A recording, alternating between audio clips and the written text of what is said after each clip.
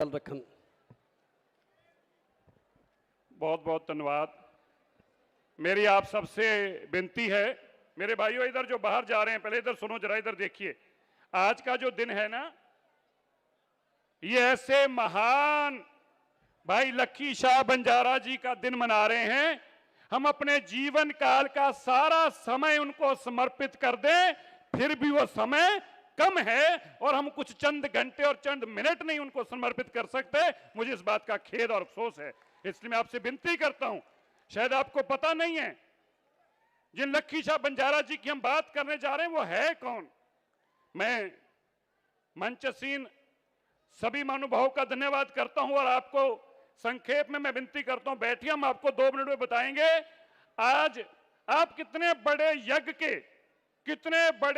के हिस्सेदार बने हैं। आपको शायद इस बात का एहसास भी नहीं होगा। मैं आपसे संत महात्मा जो मंचसीन और सामने भी, उन सब का भी धन्यवाद करते हुए, कोई मेरे से बोलने में खिमा हो जाए तो मुझे माफ करना। मंचसीन माननीय अर्जुन मुंडा जी जो हमारे केंद्रीय मंत्री हैं ट्राइबल अफेयर्स के, मैं उनका भी धन्यवाद करता हूं हमारे मंत्री श्री जी कृष्ण रेड्डी जी का, जिन्होंने आज के इस प्रोग्राम के लिए बहुत बड़ा योगदान दिया। उनके मंत्रालय द्वारा ही आज ये प्रोग्राम कराया जा रहा है। मैं धन्यवाद करता हूं अर्जुन राम मेघवाल जी का, मिनिस्टर ऑफ स्टेट। हमेशा ही गुरु घर के जब जब समागम होते हैं उनका बहुत बड़ा योगदान रहता है। मैं धन्यवाद करता हूं सरदार हरमीत सिंह कालका जी जो हमारे अध्यक्ष हैं दिल्ली सिख गुरुद्वारा मैनेजमेंट कमेटी के, और उनका विशेष योगदान है कमेटी का इस प्रोग्राम में। डॉक्टर उमेश यादव जी, जितना इनका धन्यवाद किया जाए मेरे भाइयों, उमेश यादव जी के अंदर जब मैं उनका जज्बा देखता हूं भाई लक्की शाह बंजारा जी के लिए, मैं ये दृढ़ निश्चय से कह सकता हूं इनको भी अगर अपना आप इस भाई लक्की शाह बंजारा जी के किसी नेक काम में समर्पित करना पड़े तो मेरे भाई पीछे नहीं हटेंगे। ऐसी भाव और भावना इनके मन में है भाई लक्की शाह बंजारा जी के लिए। मैं धन्यवाद करता हूं श्री बाबू सिंह जी महाराज, हमारे बीच में बड़े ही सम्मानित जो पीठ से हैं, मैं उनको सिर झुकाकर महाराष्ट्र से विशेष तौर पर चलकर आए हैं। श्री शंकर पवार जी जो कि अध्यक्ष भी हैं, मैं उनका भी धन्यवाद करता हूं। और हमारे बीच में एक नौजवान मेंबर पार्लियामेंट महंत बालकनाथ जी, बहुत नौजवान भी हैं, जज्बा भी है और काम करने के साथ साथ धर्म की लड़ाई लड़ने का, ऐसे योगी जी का भी मैं जो अलवर से विशेष तौर पर पहुंचे उनको भी नमन करता हूं। जगदीप सिंह कालों जो मंच संभाल रहे थे। मेरे भाइयों, हम लक्की शाह बंजारा जी के लिए क्या बोल सकते हैं। लक्की शाह बंजारा जी का नाम लेते हुए, इतना बड़ा नाम है, शायद हम कल्पना भी नहीं कर सकते। अगर मैं ये कहूं उस वक्त के सबसे धनाढ़, सबसे अमीर जो लोग थे उनमें एक लक्की शाह बंजारा जी थे तो यह अतिशयोक्ति नहीं होगी। इतना बड़ा कारोबार, धन दौलत का बेहिसाब। अरे देश में, दुनिया में हमने सुना है इससे पहले भी एक आधे फकीर, एक आधे राजे ऐसे हुए हैं मुंडा साहब, जब वो जहां जहां गए रास्ते में अपनी जगह में वो धर्मशाला, रहन बसेरे, कुएं खुदवाते गए। लेकिन इतिहास में उन लोगों के बारे में क्लैरिटी से नहीं कहा गया था या नहीं था। लेकिन लक्की शाह बंजारा जी के तो स्थान भी चिन्हित हैं, जहां जहां वो गए वहां वहां उन्होंने रहन बसेरे, धर्मशाला बनाए। कल्पना कीजिए उस वक्त में कितना धनाढ़ और कितना अमीर आदमी होगा जिसने इतना बड़ा काम किया। लेकिन उसके बाद जब किसी के पास धन दौलत आ जाती है, एक सच्चाई है, इसको माने ना माने रेड्डी साहब, ये सच्चाई है, धन दौलत से इंसान धर्म से टूटना शुरू हो जाता है क्योंकि उसकी मजबूरियां शुरू हो जाती है। और धनाढ़ आदमी कभी लड़ाई नहीं लड़ता। जिसके पास धन दौलत है, बाबा जी मैं ठीक कह रहा हूं, धन दौलत वाला आदमी कभी आपको लड़ता नहीं दिखाई देगा। आप कल्पना करिए, दुनिया का अमीर आदमी भाई लक्की शाह बंजारा जी, लेकिन जब गुरु की बात आई तो अपना परिवार बारने से भी संकोच नहीं किया। अपने घर को आग लगा के गुरु का संस्कार करने का काम उन पूजनीय भाई लक्की शाह बंजारा जी ने किया है। अरे भाइयों, आपको सुनकर यह भी खुशी होगी, अरे जिस स्थान पर तुम आज बैठे हो, इस जमीन, इस स्थान की इंच इंच जमीन भाई लक्की शाह बंजारा जी की थी। अरे आप सुनकर हैरान हो जाओगे।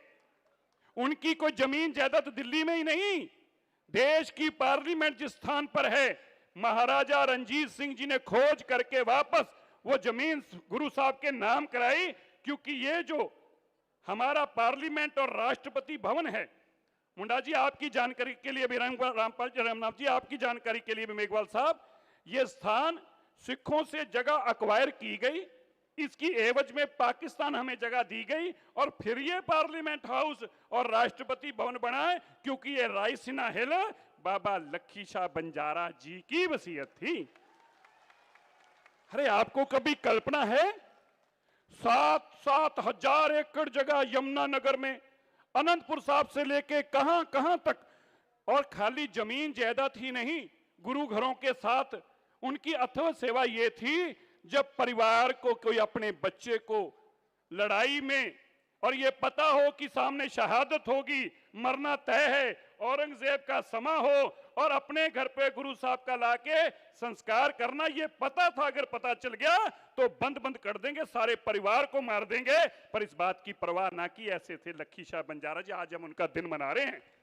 मेरे भाइयों, आप एक बात आपको बताना चाहता हूं, अभी पिछले दिनों में आपने पढ़ा होगा, दिल्ली के लोगों ने तो जरूर अखबारों में पढ़ा होगा, और मैं माननीय मंत्री जी बैठे उनसे भी आग्रह करूंगा, यहां पे मंत्री जी एक मालचा महल है, मालचा महल, जो कि नई दिल्ली के हृदय में है। मालचा महल, पिछले दिनों में उसकी खबरें छपी कि उसका कोई वारिस नहीं मिल रहा, उसका कोई वारिस नहीं मिल रहा। जो आखिरी वारिस था, वो वारिस के मरने के बाद वो बंगला जो है, वो महल जो है, वो लवारिस है। अखबारों में खबर छपी और पिछले दिनों ने आपके मंत्रालय ने कहा कि हम उसको रिस्टोर करेंगे, पर मैं आपको बताते हुए प्रसन्नता महसूस कर रहा हूं, ये वो स्थान है जहां पे लखी शाह बंजारा जी रहे और अंतिम समय तक रहे।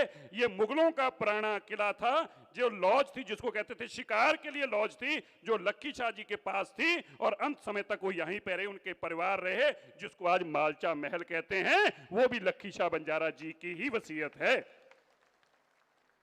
मैं, आप कल्पना करिए, हमारे लिए जिन्होंने गुरु तेग बहादुर जी के दर्शन किए हों, जिन्होंने गुरु गोविंद सिंह पातशाह जी के दर्शन किए हों, उनका इस रहती दुनिया में नाम रहेगा, इसमें कोई सोचने की बात नहीं थी, पर जो उन्होंने किया और जिस भावना से किया, आज देखो कर्नाटका, महाराष्ट्र, केरला से लेके मध्य प्रदेश, राजस्थान, हरियाणा, पंजाब, दिल्ली, उत्तर प्रदेश, कहां कहां से ये महापुरुष सामने बैठे हैं, अति सम्मानित शख्सियतें हैं।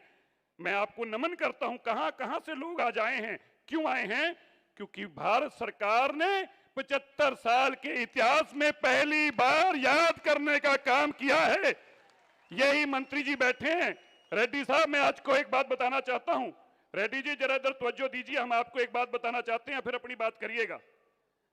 आपको अपने पुनों के बारे में ज्ञान नहीं है, मुंडा जी हमारी तवज्जो दीजिएगा, जरा हमारे को तवज्जो दीजिए। हम आपको एक बात बताते हैं, जब गुरु गोविंद सिंह जी के पवित्र धरती नंदेड़ साहब पे पहली फ्लाइट गई ना, पहली फ्लाइट, तो वहां के जो मेंबर एमएलए थे, वो मंत्री थे तब, वो यंग अपने पवार, उनका मेरे को नाम भूल रहा है, पवार नहीं, अशोक चौहान जी। मैं अशोक चौहान जी सुन रहे होंगे, कांग्रेस के बड़े नेता हैं, शायद उनको याद भी आ जाए। तो मुंडा जी, जब हम वहां जहाज से उतरे, सब लोग बड़े बड़े लोग उस पहली फ्लाइट में गए थे, मेरे को भी मौका मिला उसमें जाने का, हमने भी जाके उस धरती को नमन किया। एक माता जी निकले इस जहाज में, हमसे आगे थे, जैसे वो आए तो अशोक चौहान जी ने जो इतने यात्री आए थे उन सबका गले में डालकर सम्मान किया, फूलों की माला। तो किसी ने बताया, माता जी ये यहाँ के एमएलए हैं और मंत्री हैं। तो माता जी बोले, बेटा अब तू मंत्री नहीं रहेगा, तूने इस पवित्र स्थान को आके नमन किया है, पहली फ्लाइट में आके तूने हार डाला है, मेरी बात याद रखना, बड़ी जल्दी तू मुख्यमंत्री बन जाएगा। और ये बात केवल 4 महीने बाद पूरी होगी। 4 महीने बाद अशोक चौहान वहां के मुख्यमंत्री बने।